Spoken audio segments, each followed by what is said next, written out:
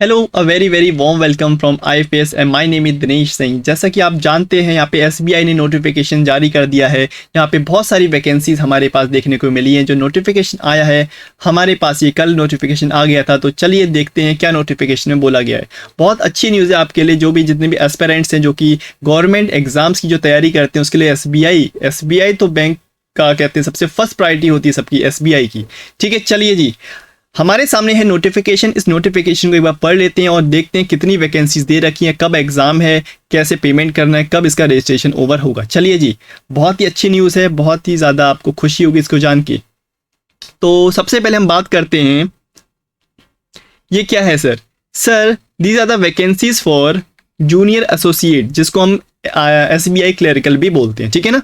तो चलिए अगर हम बात करते हैं यहाँ पे एप्लीकेशन की, online registration of application and payment की अगर बात करते हैं तो ध्यान से इसकी जो डेट है वो देख लीजिए। जो हमें डेट देखने को मिलती है वो 7/9/2022, यानी कि आज की ये डेट है, यानी कि 7/9/2022 मतलब 7 अगस्त से 29 अगस्त तक यहाँ पे हमारे रजिस्ट्रेशन और एप्लीकेशन और पेमेंट्स होगा। ठीक है ना? तो रजिस्ट्रेशन आज से यहाँ पे स्टार्ट हो जाएंगे। तो अब जल्दी जल्दी से फॉर्म को फिलअप कर लीजिए, लेकिन फॉर्म को फिलअप बिल्कुल ध्यान से करना है। ठीक है ना? फॉर्म फिलिंग में कोई यहाँ पे मिस्टेक नहीं होनी चाहिए, क्योंकि हमारे पास जो टाइम है वो सफिशिएंट टाइम है। अगर आपने फॉर्म फिलिंग में कुछ गलती कर दी तो आप एग्ज़ाम में नहीं बैठ पाएंगे। तो इसलिए इस चीज़ को बहुत अच्छे से भरना है। ठीक है ना? चलिए जी, हम बढ़ते हैं आगे। तो बच्चे बहुत ही ज़्यादा खुश होंगे, स्टूडेंट्स एस्पिरेंट्स बहुत ही ज़्यादा आज खुश रहेंगे इस बात से। और अगर हम बात करते हैं वैकेंसीज़ की, तो देखिए ज़रा, वैकेंसीज की बात करने से पहले यहाँ पे एक चीज़ और मुझको दिख रही है, वो पहले देख लेते हैं। Prelims examination will be conducted tentatively on the month of November, यानी कि अब अभी आपके पास सफिशिएंट टाइम है। सफिशिएंट प्लान में आपको बताऊंगा किसी वीडियो में। तो इसका मतलब देखिए क्या चल रहा है, सितंबर, अक्टूबर, नवंबर, यानी कि नवंबर मिड में भी अगर मान लेते हो तो आपके पास 2.5 मंथ है, 2.5 महीने हैं आपको क्लरिकल के प्री की तैयारी करने के लिए। यानी कि सफिशिएंट टाइम है। बोला गया in the mains examination will be conducted tentatively in the month of December, यानी कि दिसंबर 2022 या जनवरी 2023 में देखने को मिल सकता है, यानी कि दिसंबर लास्ट या जनवरी स्टार्टिंग में ये देखने को मिल जाएगा। तो सबसे पहले हम बात करेंगे प्रीलिम्स की। ठीक है? तो प्रीलिम्स के लिए आपके पास 2.5 महीने का टाइम है। ऐसा नहीं कि 2.5 महीने के टाइम में हमें केवल और केवल प्री की तैयारी करनी, क्योंकि प्री और मेंस के बीच में बहुत कम टाइम मिलता है आपको। तो मेंस का जो सिलेबस है बहुत ही ज़्यादा है with respect to the prelims. तो हमको तैयारी दोनों की लेके एक साथ लेके चलनी है। ठीक है ना? तो चलिए जी, वैकेंसीज़ के बारे में बात कर लेते हैं, जिसके लिए जो स्टूडेंट्स है बहुत ही ज़्यादा कंसर्न रहते हैं कि सर वैकेंसी तो बहुत कम है या बहुत ज़्यादा है। देखिए जी, यहाँ पे सबकी स्टेट वाइज वैकेंसीज आती हैं। ये तो आपको पता होगा कि स्टेट वाइज वैकेंसी अगर मैं बात करता हूँ, वो भी कैटेगराइज होती हैं अलग अलग कैटेगरीज में, like SC ST OBC EWS, यानी कि इकोनॉमिकली वीकर सेक्शन। ठीक है? और जनरल कैटेगरी। तो टोटल जो वैकेंसीज हैं उस पर नज़र मार लेते हैं।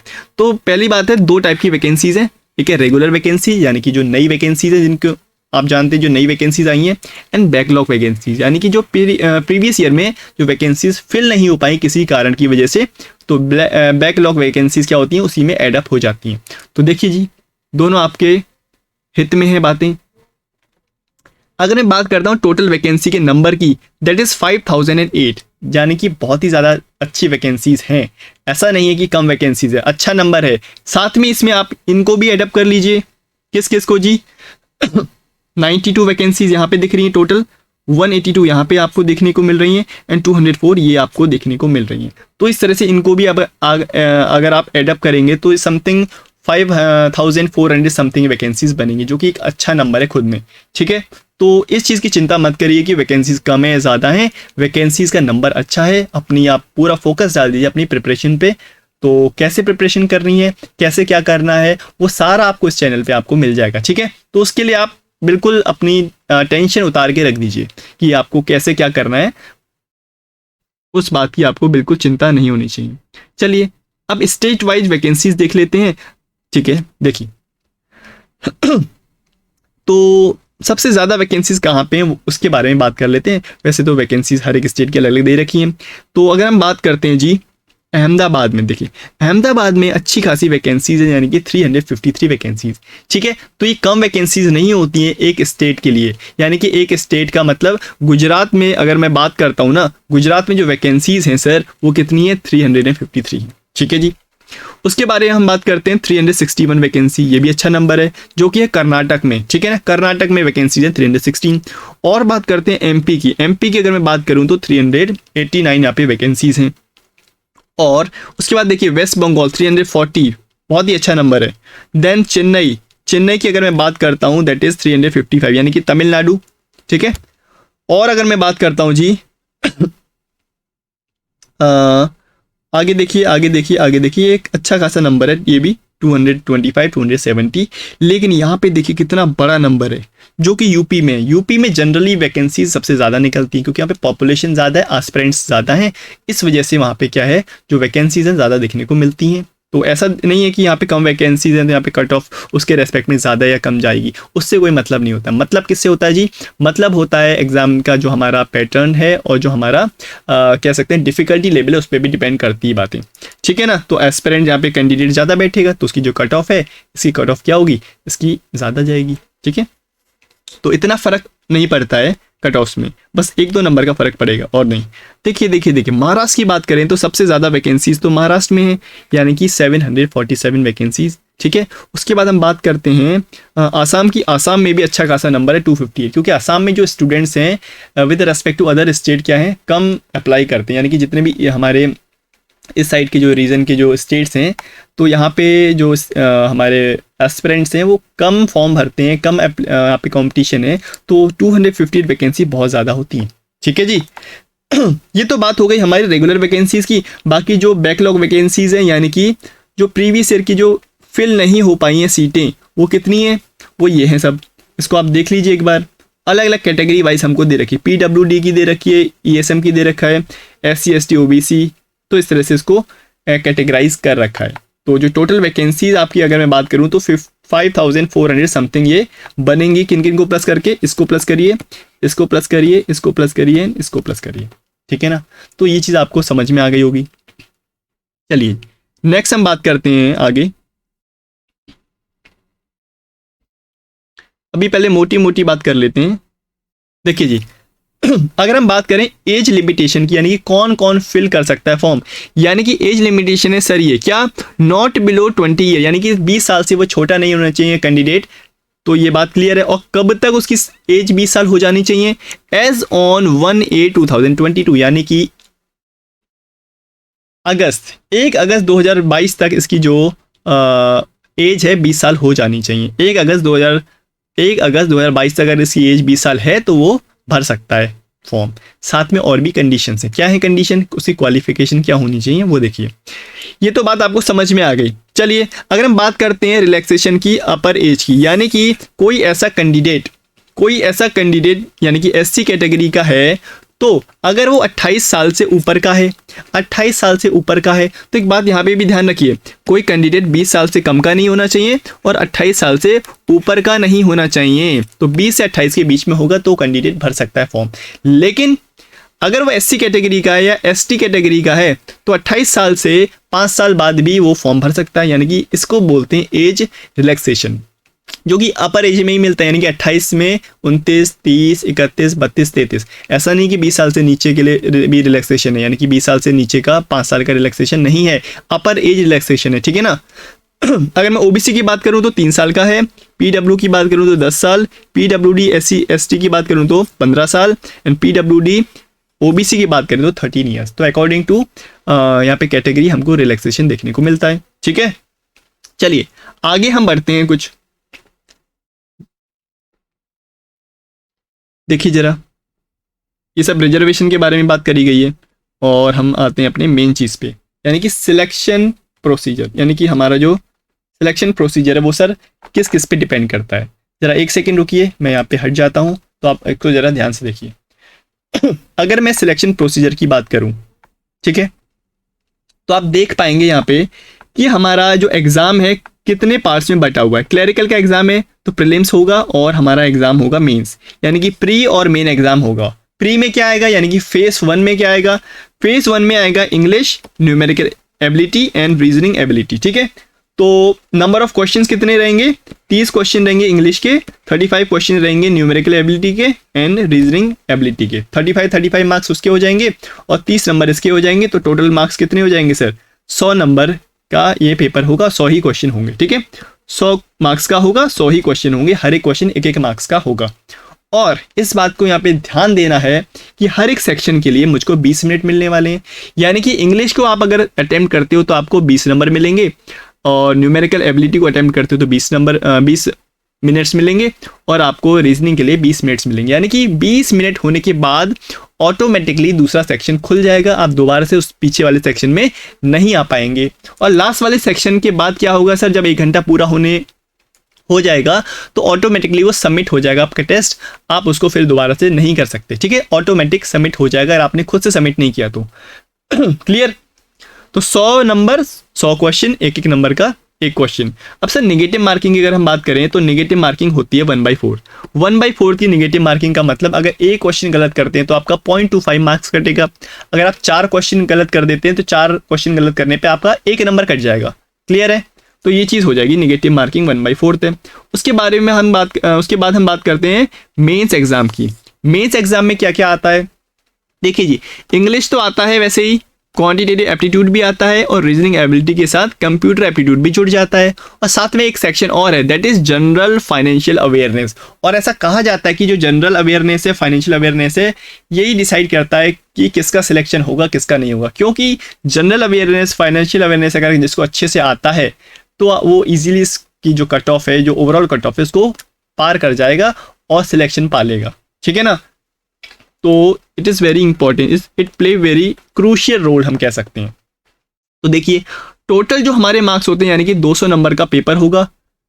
200 नंबर का पेपर होगा तो क्वेश्चंस कितने होंगे, 190 क्वेश्चन होंगे। और अगर बात करें जीए की, हर एक क्वेश्चन 1-1 नंबर का होगा, तो 50 क्वेश्चन 50 मार्क्स। अगर मैं बात करता हूँ इंग्लिश की तो 40 क्वेश्चन 40 मार्क्स। क्वांटिटेटिव एप्टीट्यूड की बात करूं तो 50 क्वेश्चन 50 मार्क्स। लेकिन reasoning ability and computer aptitude का जो वेटेज है वो कुछ अलग है, यानी कि 50 क्वेश्चन होंगे और वो 60 मार्क्स का टोटल हमारा पेपर होगा। कितने मार्क्स का होगा, 60 मार्क्स का पेपर होगा, ठीक है ना। और साथ में ये देखिए सेक्शनल टाइम यहाँ भी होगा, ऐसा नहीं है सेक्शनल टाइम केवल प्रीलिम्स में है, यहाँ भी सेक्शनल टाइम है। देखिए 35 मिनट आपको मिलेंगे जनरल अवेयरनेस के लिए, 35 मिनट्स मिलेंगे आपको इंग्लिश के लिए, 45 मिनट मिलेंगे आपको क्वांटिटेटिव एप्टीट्यूड के लिए, एंड 45 मिनट्स मिलेंगे आपको रीजनिंग एबिलिटी के लिए। तो बताइए जी, ये चीज़ समझ में आ गई ना। यहाँ पे क्या लिखा है, मीडियम। सर जो इंग्लिश का जो पेपर होगा वो तो सबके लिए सेम होगा, हिंदी मीडियम वाले बच्चे के लिए भी, इंग्लिश मीडियम वाले बच्चे के लिए भी। लेकिन फाइनेंशियल अवेयरनेस, क्वांटिटेटिव एप्टीट्यूड और रीजनिंग एबिलिटी, ये तीनों, ये सब के लिए अलग अलग हो सकता है, according to your option, according to your language. जैसी लैंग्वेज आप सिलेक्ट करोगे, इंग्लिश करेंगे, हिंदी करेंगे या कोई और लैंग्वेज करेंगे, तो उस लैंग्वेज में आपको यहाँ पे पेपर आपको देखने को मिलेगा, ठीक है ना। तो कहने का मतलब ये टोटल आपको टाइम मिलेगा 190 क्वेश्चन करने के लिए 2 घंटे 40 मिनट मिलेंगे, 2 आवर एंड 40 मिनट्स मिलेंगे आपको उस क्वेश्चन पेपर को करने के लिए, और जिसमें आपका जो सेक्शनल टाइमिंग है वो रहेगा। बाकी हम बात करते हैं नेगेटिव मार्किंग की, इसमें भी नेगेटिव मार्किंग सेम ही है, यानी कि 1/4 की नेगेटिव मार्किंग होगी। यानी कि एक क्वेश्चन जितने नंबर का होगा उसकी 1/4 यहाँ पे आपको कट जाएंगे अगर इसका आपको रॉन्ग आंसर करेंगे। ठीक है, तो ये बात तो हमने कर ली प्री और मेन की। यहाँ पे कोई इंटरव्यू नहीं होता क्योंकि क्लैरिकल का एग्जाम है, पीओ का एग्जाम नहीं है। तो चलिए जी, बहुत ही अच्छी बात है, यहाँ तक आपको समझ में आ गई होगी बात। अगर हम बात करते हैं मीडियम की मतलब लैंग्वेज की, तो देखिए जरा एग्जाम का जो मीडियम होगा वो क्या क्या होगा, सारे स्टेट का अलग अलग है।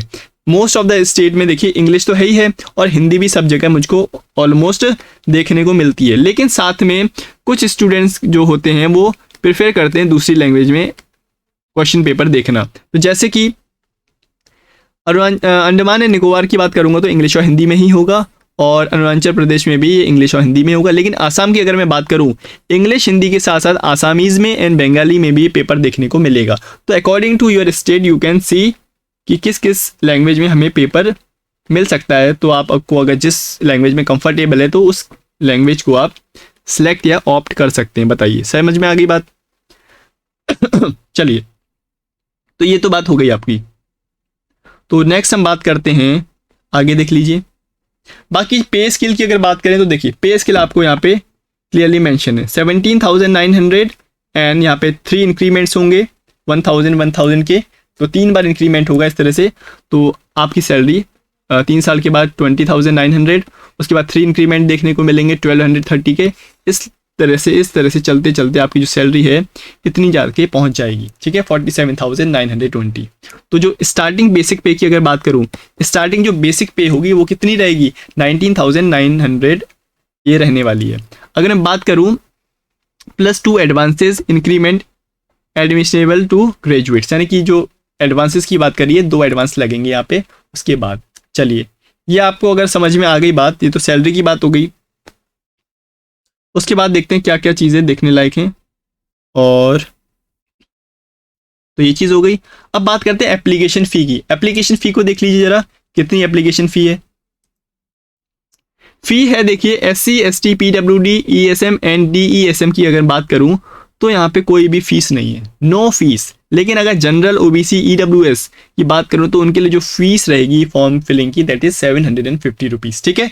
तो ये तो उनके हमारे फ़ी चार्जेस हो गए।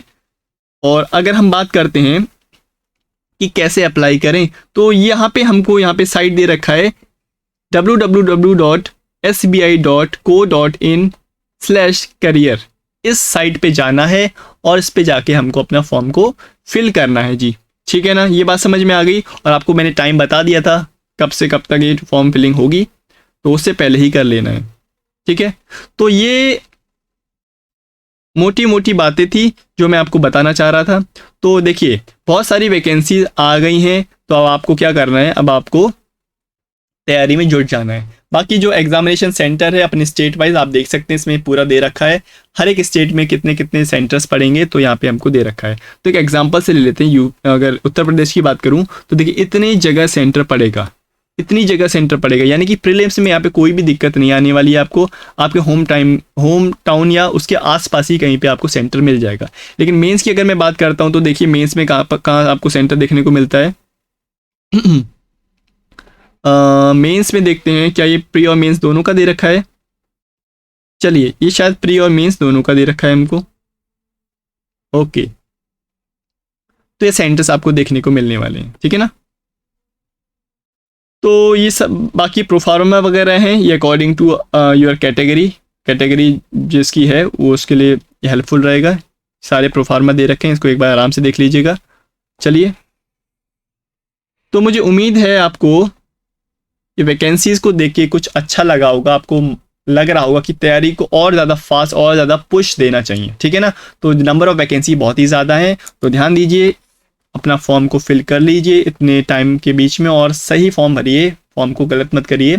जैसा हमको रेजोल्यूशन में पिक्चर मांगा है, जैसा मांगा है वैसा ही देना है। बैकग्राउंड कैसा होना चाहिए, सब कुछ यहाँ पे दे रखा है, ठीक है। तो उसको आप देखिए और फॉर्म फिलिंग जल्दी जल्दी से कर लीजिए और अपनी तैयारी में एकदम से जुट जाइए। चलिए हम मिलते हैं अपने नए सेशन में, जिसमें आपको मैं बता दूंगा किस तरह से तैयारी करनी है और किस डायरेक्शन में करनी है। ओके, चलिए, happy learning, thank you all and have a nice day.